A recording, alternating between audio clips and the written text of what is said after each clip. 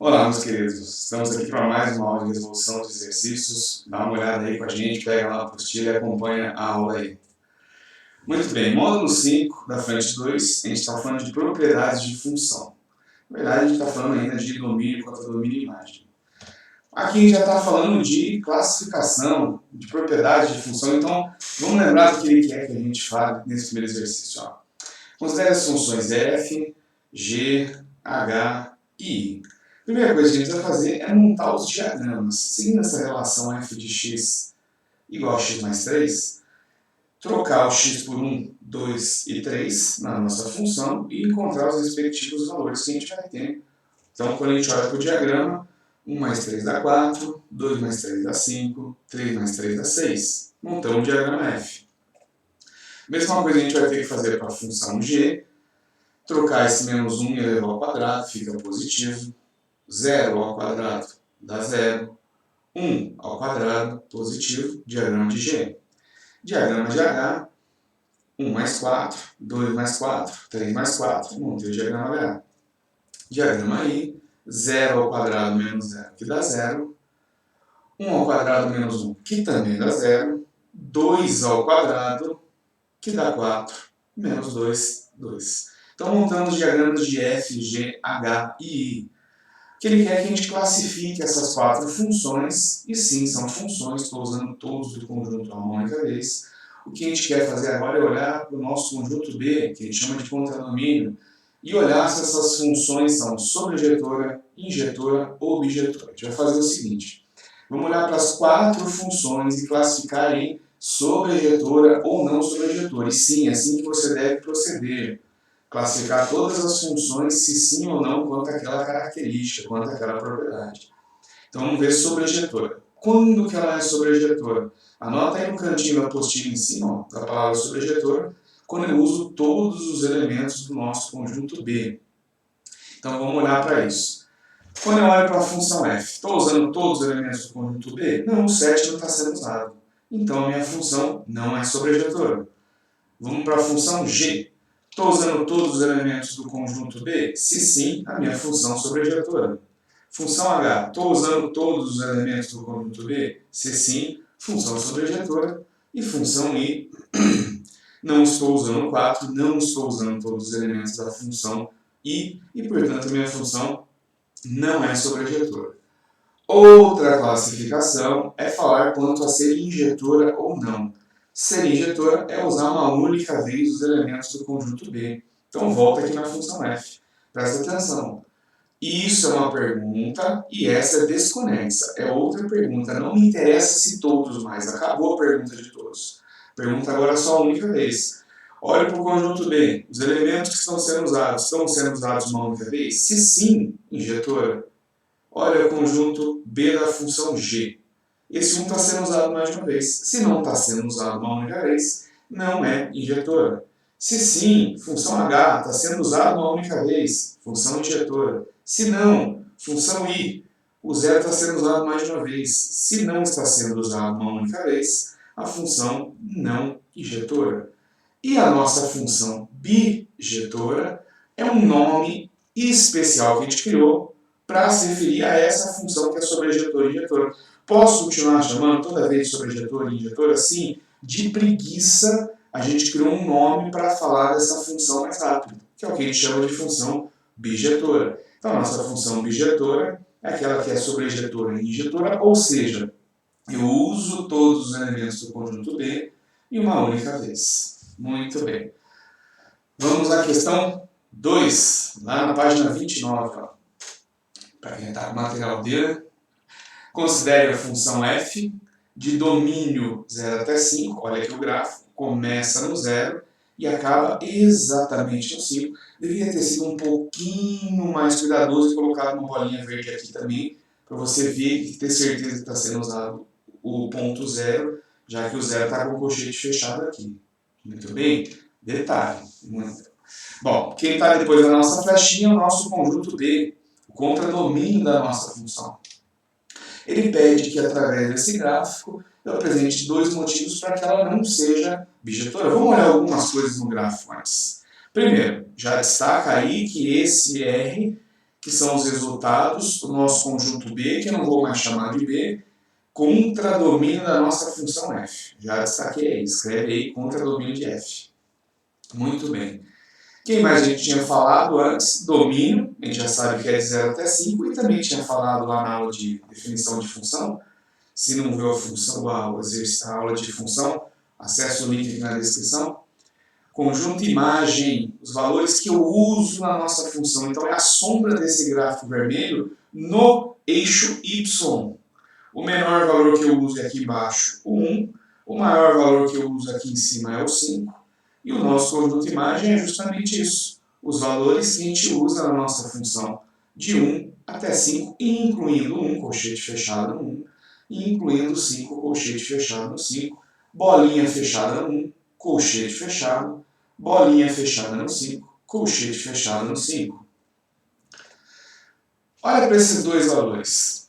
Quando x for 2, o resultado da função também é 2. Quando x for 4, o resultado da função também é 2. Muito bem. Vamos olhar os motivos que a gente quer para ela não ser bijetora. Vou escrever isso, primeiro de tudo, para eu não esquecer, que o f de quando x for 2 e o f de quando x for 4 são iguais, ou seja, dá 2. Primeiro motivo, não lembro o que é isso, Chico. O que é ser bijetora? Bom, não ser bijetora é não ser sobrejetora e não ser injetora. O que é ser sobrejetora? É usar todos de B. Bom, primeira coisa, conjunto B está aqui, contra o domínio da função, são os reais. Nesse gráfico eu uso todos os valores reais, continua esse gráfico para cima? Continua esse gráfico para baixo? Não, eu só uso os valores de 1 até 5. Então, para ser sobrejetora, contra domínio tem que ser igual à imagem. E isso é falar que usa todos de B. Chico, eu não lembro disso. Acesse aí no link na descrição do vídeo, que também tem lá um link para propriedades de função. Contradomínio igual a imagem, função sobrejetora. Se o contradomínio é diferente da imagem, não é a mesma coisa falar de 1 até 5 e falar dos reais. Então essa função não é sobrejetora. Quando que ela é injetora? Quando eu uso uma única vez os elementos de B. Lembra que B é o nosso contradomínio, é o eixo Y. Então eu quero usar uma única vez os valores de Y. Só que esse 2 eu uso aqui no começo, uso aqui, uso lá. Está aqui, ó. Resultado aparece mais de uma vez. Quando eu escolho dois valores de x, o resultado é igual. Ela vai ser injetora se isso fosse diferente. Cada x que eu escolho dá um resultado diferente. Se eu uso o y mais de uma vez, a função não é injetora. E, portanto, está aqui dois motivos para ela não ser bijetora. Ela não é sobrejetora e não é injetora, portanto, não é bijetora. Questão 3. A função f de 5 até o infinito positivo, sem contar o 5, colchete aberto no 5. O contradomínio é real, posso encontrar qualquer valor. Não está perguntando, está afirmando, é injetora. O valor de f para o qual isso é tal que. Bom, ele deu o resultado, as nossas imagens. Na definição de função injetora, a gente falou que para a gente conseguir ter, para ser injetora, x diferente, tem que ter resultado diferente. Mas aqui ele está afirmando que é injetora. E está falando que o resultado é igual. Mas como assim, Chico? Sim, porque é a única exceção que a gente tem. Quando a gente está falando que uma função é injetora e os valores são iguais, só tem um caso onde os resultados vão ser iguais. Se eu estiver falando do mesmo x, na verdade, o nosso x aqui não é um x, é quem está dentro desse parênteses aqui. Em quem eu estou usando a função aqui e quem eu estou usando a função aqui é o mesmo cara. Então, se ele afirma que é injetora e afirma que os nossos f são iguais, o que a gente quer fazer é lembrar da definição. Quando que ela é injetora? Quando eu pego x diferentes e os resultados são diferentes. Ou, na exceção de que se os resultados são iguais, eu estou falando dos mesmos carinhas aplicados na minha função, dos mesmos domínios da minha função. Então eu só preciso escrever isso. Se ela é injetora e se ele afirmou que isso aqui é igual, então quando eu saio disso e vou olhar só para quem está dentro, o 3x menos 5 e o 7x mais 2x, Isso também tem que ser igual pela exceção que a gente está falando. E 3x menos 5 é igual a 7 mais 2x. Passa esse 2x positivo, vem para cá negativo. 5 vai para lá positivo. E a gente acha que um x vale 12. Esse é o único valor que, se eu trocar aqui, ó, 7 mais 2 vezes 12, que vai dar 29. 3 vezes 12 menos 5 vai dar 29. Então, se eu estou falando do f de 29 é igual a f de 29, tá aí a obviedade da questão. Mas é um caso de exceção. Normalmente a gente trabalha com a definição de função diretora aqui. X diferentes e mais diferentes. E ele adora pedir no vestibular o caso de exceção, afirmando que é injetora, para ver se você lembra dessa exceção. Belezura. Vamos para a questão número 4. Se f de x é uma função decrescente e g de x é crescente. Quando a gente falou da aula de propriedade de função, a gente dava o gráfico e pedia a classificação. Ele não vai fazer isso. Ele quer que você lembre da classificação que a gente colocou de função crescente e decrescente. Se f de x é uma função decrescente, o valor da imagem vai diminuindo quando o x aumenta. Se x é crescente, quando o x aumenta, o resultado também aumenta. E ele falou para a gente que a gente tem esse sistema de equações para resolver. Muito bem, o que a gente vai olhar? Para cada um em separado. Primeiro, sabendo que f é uma função crescente. Quando eu olho para a imagem, f de 3x menos 2 maior que f de x mais 4.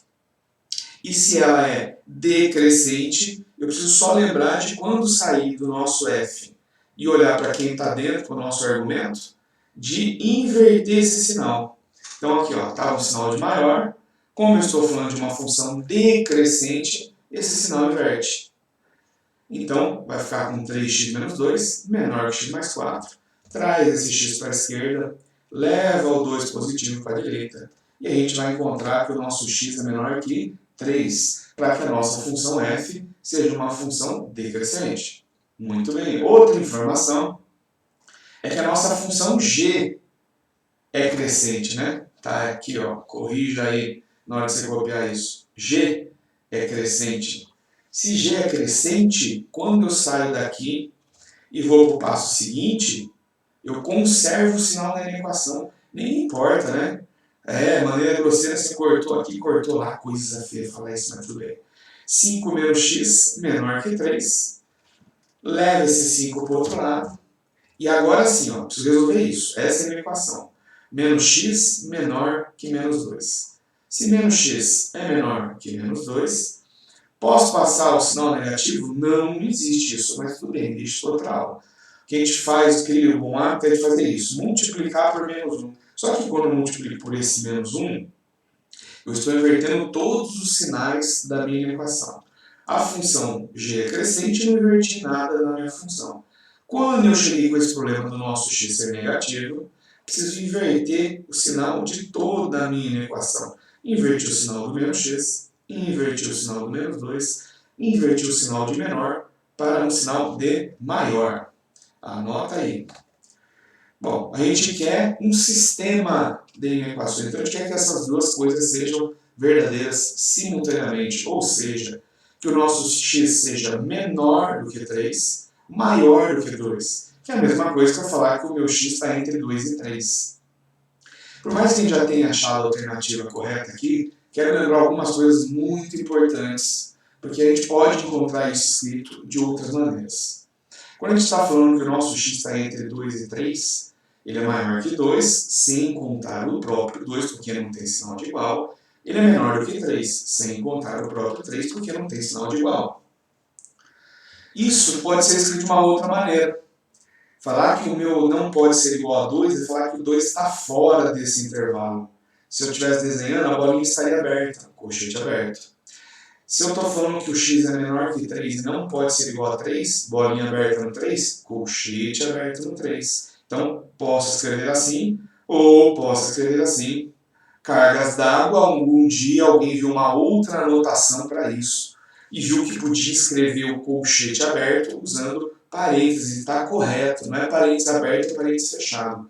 Quando for colchete aberto, você pode trocar essa anotação por parênteses. E aí, meu querido, meus pesos, precisamos lembrar dessas 3 maneiras de fazer isso. Então, Todas as questões que a gente for trabalhar com isso, a gente vai sempre escrever as 3 maneiras para treinar. Questão 5, questão maneira. Essa questão deveria estar lá no módulo 6, módulo 7. Lá no cursinho, no módulo 9, módulo 10. Por quê? Porque é uma função que trabalha com composição de função, mas eu não sei disso. Então vamos fazer na raça. Função f de reais em reais satisfaz a condição. Eu não trabalhei com nada disso até agora. A gente trabalhou com f de x, f de t, s de x, s de t. Então isso aqui é o que está estranho. O que eu preciso fazer é dar um fim nesse cara. Trocar ele por qualquer coisa mais simples. Vou trocar tudo isso que está aí por uma letra. Então eu vou escrever um f de t. Posso fazer isso, Chico? Pode, só que você tem um preço a pagar por isso. Quando você faz isso, essa troca de 2x mais 1 sobre 3 por t, você precisa trocar o resto da sua função também. Você está saindo da variável x e indo para a variável t. Mas você não trocou x por t. O que você trocou é tudo isso que tem x no meio por t. Então quanto é que vale só o meu x? Passa esse 3 multiplicando, vai ficar 3t menos 1 dividido por 2. Então, se você está fazendo essa troca de tudo isso por t, você precisa trocar o seu x por isso aqui também. Então vamos reescrever a nossa função e ver como é que fica? Bom, quando eu estou fazendo essa troca de variável, então, a nossa f de t, troquei tudo isso aqui por t, vai ficar 4 vezes o nosso x, que é 3t menos 1 sobre 2, mais 2. Fiz essa troca de variável, encontrei que a nossa f de t é 4 vezes isso. Dá para simplificar esse 2 para ter menos trabalho. Fazendo a distributiva, 2 vezes 3t, 2 vezes menos 1, 6t menos 2 mais 2, que estava aqui fora, ou seja, simplesmente 6t. Achei que f de t é 6t. Não interessa muito se é f de x, f de t, f de abacate, qualquer coisa. Porque ele está pedindo para a gente aplicar essa função nesse um sexto. Não interessa o que está aparecendo ali dentro, eu troco por um sexto. Então, quando eu achei a minha f de t igual a 6t, basta trocar o meu t por um sexto. 6 vezes um sexto. Ou seja, nossa f de um sexto a 1, a alternativa B. Boa questão. Muito legal de resolver questão com troca de variável. Algo que é muito útil em trigonometria e em logaritmos também, ou para logaritmos, palavrão, deixa total. Questão 6. Questão 6 é a questão um pouco mais complexa, que ele junta tudo que a gente viu até agora. Abaixo representa-se parte do gráfico de uma função f de variável real. Muito bem, se ele está falando de variável real, ele está falando que o nosso x é um número real. Então, quando ele está falando disso aqui, a gente já sabe quem é o nosso domínio da função. A análise desse gráfico nos permite concluir que, primeiro de tudo, é periódica. Periódica é quando esse desenho se repete de tanto em tanto, ou seja, se começou com esse desenho até o 2, esse desenho precisava se repetir até o 4. Mas não é isso que está acontecendo. A gente só vai chamar de periódica quando em unidades e unidades de x, e inclusive a altura dos gráficos for se repetindo. Quando formar as ondinhas bonitinhas, então esse gráfico não é periódico só de olhar. Lá no primeiro slide, essa função é bijetora? Bom, sobrejetora é quando usa todos de B. Injetora, quando usa uma única vez. A função é sobrejetora? Não sei, porque a função tem domínio real, que são os valores de x. E ele não falou quem é o contradomínio dessa função. Então eu não sei se ela é sobrejetora ou não. Não tem como responder isso. Falta o conjunto B para eu avaliar se eu usei todos. O que eu consigo responder é que ela não é injetora. Por quê? Porque o y é usado mais de uma vez. Quando eu traço uma reta aqui, esse valor de y, que eu não sei quem é usado 1, 2, 3, 4 vezes. Se é usado mais de uma vez, não é injetora. Porque para ser injetora só pode ser usado uma única vez. Porém, para ser bijetora tem que ser sobrejetora e injetora. Se uma dessas não for satisfeita, já não é bijetora. Então, o simples fato de identificar que ela não é injetora, porque quando eu olho, por exemplo, para o valor de 2 e do 5, dão o mesmo resultado.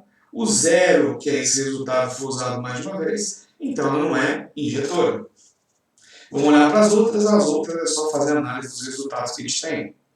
Bom, a gente acabou de anotar que quando x for 2, o resultado da função é zero. Quando x for 5, o resultado da função vale zero. Já vou anotar isso. Quando x for 2, quando x for 5, o resultado disso é zero. Bom, vamos lá para a alternativa D, primeiro, que parece mais óbvia. Que até porque 2 mais 3 dá 5, né? Só que não é 2 mais 3, é f de 2 mais f de 3. A nossa f de 3 é, quando x for 3, resultado da função, enquanto o gráfico aqui embaixo, o resultado da função está aqui. Que número está aqui? Faço a mínima ideia. Mas a única coisa que eu tenho certeza é que é um número negativo. Então, f de 3 tem que dar um número negativo. E eu pergunto, se eu pegar o zero e somar com um número negativo, vai dar zero? Não vai, né? Então isso está errado, dá um número negativo, então não é igual. Vamos para a alternativa A. Quando eu olho lá para a alternativa A, quem eu quero saber? F de raiz de 3. Raiz de 3, 1,7. Está aqui entre 1 e 2, mais perto do 2. Quando x for raiz de 3, o resultado da função está aqui em cima. Quando é isso? Também não sei, mas dá um número positivo. Quando eu pego um número positivo e somo com zero, vai dar um número menor que zero? Não vai dar menor que zero. Então isso aqui está errado, vai dar positivo. A alternativa E. Quando eu olho para o π, 3,14, aqui para frente um pouquinho do 3. Quando eu olho para esse valor de π, olho para a minha função, o resultado da minha função está aqui embaixo, também é um número negativo, então isso aqui dá um número negativo. Se eu pegar um número negativo e dividir por 2, vai dar um negativo. Esse resultado é menor ou igual a zero? Se sim, se é menor ou igual a zero, essa é a alternativa correta. Cuidado! Menor ou, se for menor, já serve, se for igual, também serve. Não é menor e. Então, cuidado, menor ou igual a zero, por isso a alternativa E de é isso aí. Muito bem, meninos e meninas, próxima aula voltamos para falar de função composta. Deixa o like, curte o vídeo aí, compartilha com os amigos, se inscreve no canal e ativa o sininho para receber as notificações. Obrigado e bons estudos!